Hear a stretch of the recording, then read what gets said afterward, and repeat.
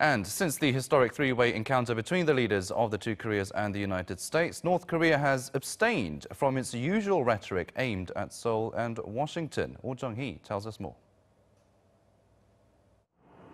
No barbs and vitriol aimed at Seoul and Washington have come out of North Korea since Sunday, when the leaders of the two Koreas and the U.S. met at the inter-Korean border village of Panmunjeom. For 3 days since the historic encounter, North Korean media outlets have not released any reports blasting Seoul and Washington.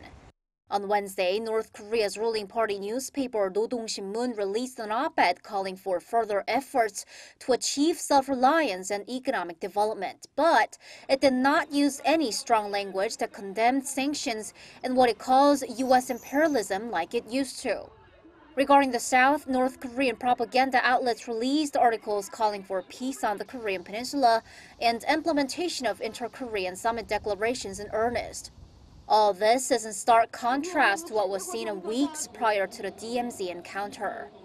North Korea used many channels and platforms to denounce South Korea and the U.S., even taking direct aim at President Panmunjeom.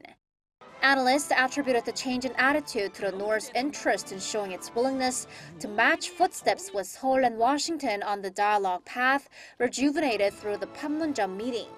But there are also views that Pyongyang could continue urging the U.S. to change its stance and South Korea to play a more independent role to make fundamental progress in denuclearization talks.